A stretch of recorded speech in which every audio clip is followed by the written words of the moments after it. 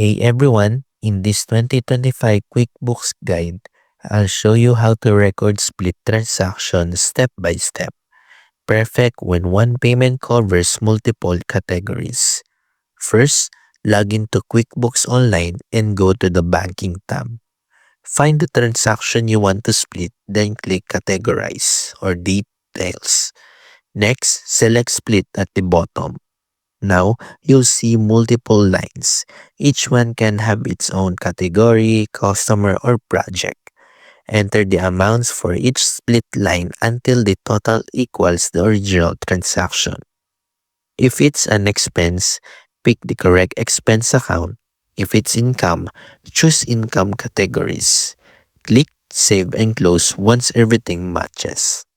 You can always edit or review the split later in the Transactions tab. And that's it. That's how you record split transactions in QuickBooks Online for 2025. Quick, accurate, and organized.